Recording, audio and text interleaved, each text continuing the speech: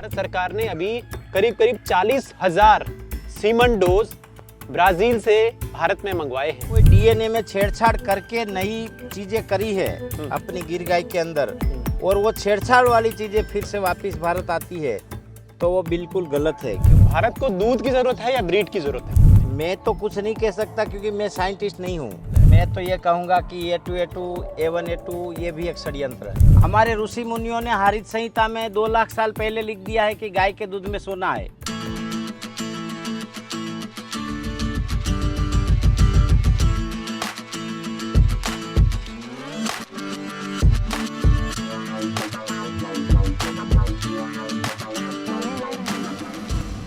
जय गौ माता, जय गोपाल।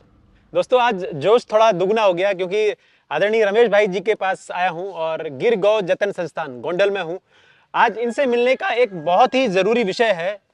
वो ज़रूरी इसलिए है क्योंकि पूरे देश से जो भी गौपालक मित्र हैं या जितने भी दोस्त गाय पर काम करते हैं, माताएं बहनें जो भी गाय से जुड़ी हुई हैं, उनका एक सवाल मेरे से लोग पूछ रहे थे कि भारत सरकार ने अभी करीब करीब 40,000 सीमन डोज ब्राजील से भारत में मंगवाए हैं।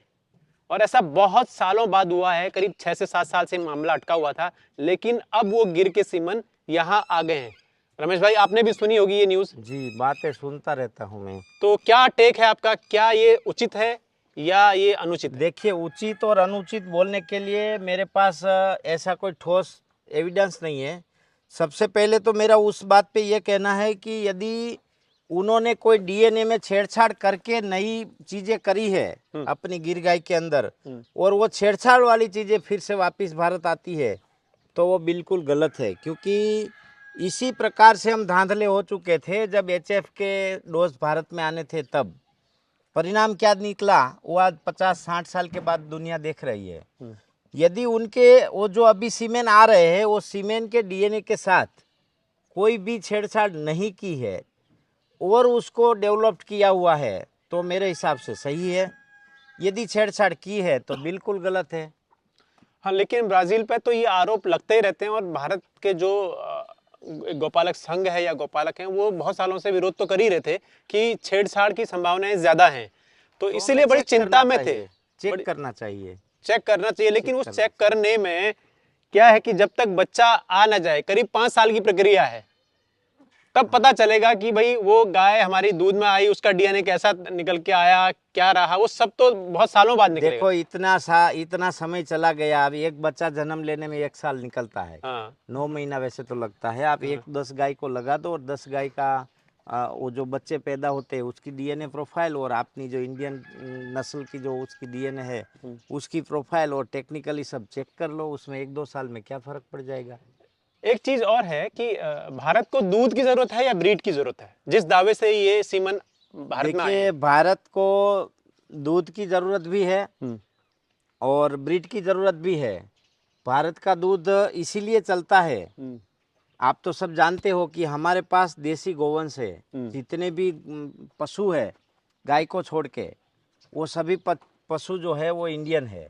और अभी मैं तो कुछ नहीं कह सकता क्योंकि मैं साइंटिस्ट नहीं हूँ, लेकिन बहुत सारे डेनमार्क में, अमेरिका में, ब्राज़ील में बहुत सारे साइंटिस्टों ने रिसर्च किया है कि A1A1 मिल्क से लोगों को बहुत सारी बीमारियाँ आती है। आप गूगल की रिसर्च पढ़ेंगे तो गूगल आपको सब चीज़ बता देगी। अब वो ऐसे जानवर है जिसका दूध नुकसानकारक है, वैसे दूध है ही नहीं वो। अपनी भारतीय परंपरा के हिसाब से दुग्ध, जहाँ इतने बड़े शास्त्रों में दुग्ध का वर्णन है, तो देसी गाय का ही दुग्ध है, बाकी दूध है ही नहीं। अच्छा, तो दूध की भारत को जरूरत है। और नस्ल बचाना वो भी अपनी पहला धर्म अपना है कि अपने गाय का प्योर गोवंश बचे। यदि हम दूध की घेलसा में ही कर रहे हैं तो एचएफ को हमने देख लिया। पिछले 50-60 सालों में एचएफ ने भारत को क्या दिया? भारत को नहीं, पूरी दुनिया को क्या दिया एचएफ ने?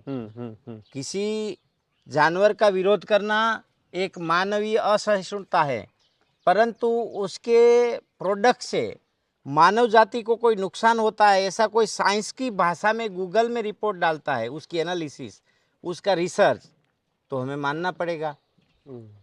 है ना।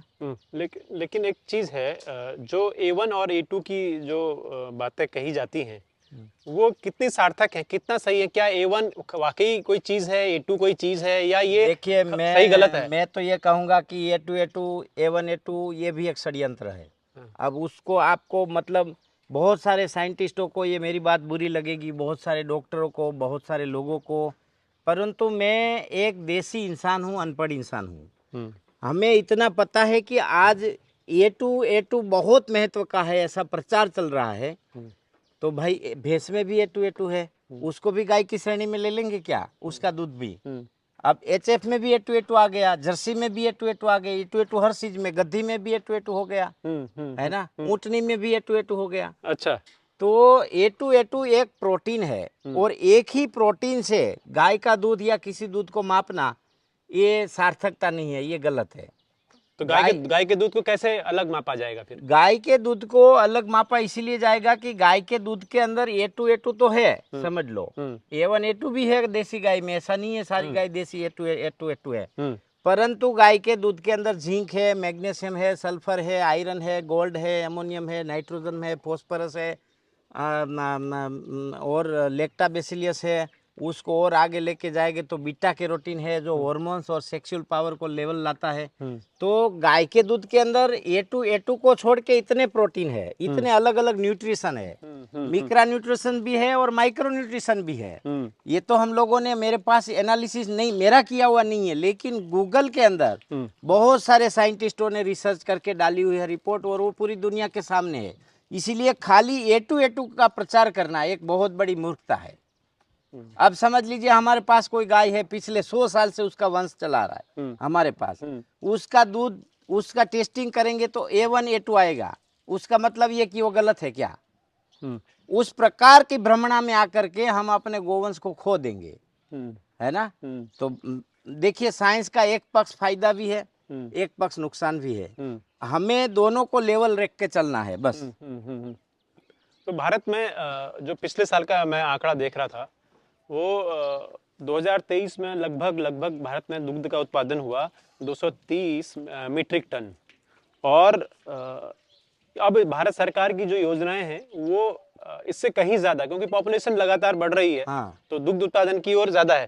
तो क्या दुग्ध उत्पादन क्या बाहर के सीमन से ही बढ़ सकता है? मेरा कहने का, एक बार फिर से मैं घूम के आ रहा हूँ, या हम अपने तरीकों से भी दुग्ध उत्पादन बढ़ा सकते हैं? हाँ, ये गलत भ्रमणा है। सबसे पहले गाय का आहार विहार यदि ढंग से किया जाए, जैसे फॉर एग्जांपल हम एक देश की बात करते हैं जो सब दुनिया का सबसे ज्यादा दूध उत्पादक देश बन गया है। अब उसके पास जमीन, ग्रेजिंग लैंड इतनी है कि गाय वहाँ हमेशा खुली घूमती है, और उनके पास नॉन प्रोडक्टिव एनिमल नहीं रहते, वो तुरंत उसका कट कर बीफ में चला जाता है। इसीलिए उसका जो है ना बहुत सारे खर्चे कम हो जाते हैं, प्रॉफिट बढ़ जाता है। और दूसरी बात यह है कि उनके पास एक मालिक के पास 5-5 लाख हेक्टेयर जमीन ग्रेजिंग लैंड है, इसलिए उसको जो गाय को खिलाने का खर्चा है उसकी कॉस्ट लो हो जाती है, और लो भी हो जाती है। दूसरी उसमें और एक विशेष बात है कि जैसे ग्रेजिंग करती है ना गाय, तो विविध प्रकार की अलग अलग जड़ी बूटियां उसके ग्रेजिंग में आ जाती है, तो उससे उसका दूध, बॉडी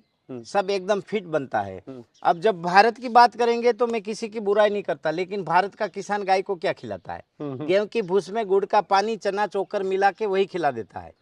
तो 12 महीना एक ही चीज, 12 महीना क्या, कुछ गायों को तो जन्म से वही मिलता है, मृत्यु तक वही मिलता है। तो वो गाय दूध देगी क्या?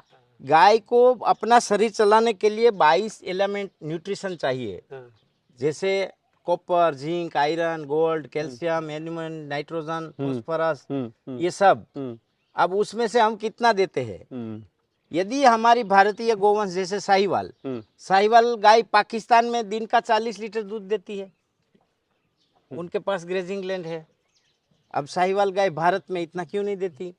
क्योंकि हमारे जो इलाका है उसमें ओनली भूस खिलाई जाती है। तो गाय का एक तो आहार विहार ढंग से करे। अब उसमें और विशेष बात यह है कि उसमें नंदी जो है, नंदी का सिलेक्शन ऐसे करे कि जिसकी माँ का दूध प्लस हो। यदि इस प्रकार से ब्रीड डेवलपमेंट का और बॉडी डेवलपमेंट का दोनों का काम किया जाएगा तो भारतीय गोवंश भी कोई कम नहीं है दुनिया में। यदि भारतीय गोवंश कमजोर और ऐसा होता तो दूसरे देशों के लोग ले क्यों गए? आज भी उसकी डिमांड है, ये तो अपनी सरकार ने बैन करके रखा है। नहीं तो आप देखो स्टीमर और ट्रक भर भर के भारत से गोवंश जाता है, एक्सपोर्ट में जाता है। तो भारतीय गोवंश इतना कमजोर नहीं है, लेकिन हमारी एक आदत हो गई है कि जो पश्चिमी देश जिसका बखान करेंगे ना, उसी का ही हम बखान करेंगे। हमारे ऋषि मुनियों ने हरित संहिता में 2 लाख साल पहले लिख दिया है कि गाय के दूध में सोना है। उसका हमने कभी प्रचार ही नहीं किया, एनालिसिस में लैब में टेस्ट नहीं किया। अभी हमारे जूनागढ़ यूनिवर्सिटी के केमिस्ट डिपार्टमेंट के हेड थे डॉक्टर बालू गोलकिया ने रिसर्च पेपर निकाली है, रिसर्च किया है कि गाय के गोमूत्र में 1 लीटर गोमूत्र में 10 ppm 10 ग्राम डाइजेस्टेबल गोल्ड है, सोना है। सोना है। अब लोगों में ये कंफ्यूजन ना हो कि इसमें सोना है और सोना निकालने के लिए बैठ जाएं। हाँ, खाने वाला सोना, खाने वाला सोना है, ये कंफ्यूजन लोगों में होता है। तो इस कंफ्यूजन में थोड़ा भ्रांति फैलती है। सुवर्ण क्षार बोलते हैं। हाँ, सुवर्ण क्षार है, वो है। तो ये बात क्लियर करिए। तो ये दूध में भी है। हाँ, ये दूध में भी गाय के। दुनिया की विश्व की किसी भी नस्ल में सुवर्ण क्षार नहीं है। सिर्फ भारत के अंदर जो भारत की जो हम्प वाली गाय है देसी, उसी के सिवा विश्व में किसी गाय के अंदर सुवर्ण नहीं है। ये मैं नहीं कहता हूँ, ये इसकी बहुत सारी रिसर्च पेपर पढ़ी है। आपने एक बड़ी अभी अच्छी बात उठाई, उसको लेके मैं एक बात और पूछूंगा। आपने कहा कि खिलाने पिलाने को लेकर बड़े एक लोग हमारे यहाँ एक ही चीज पर फिक्स्ड हैं।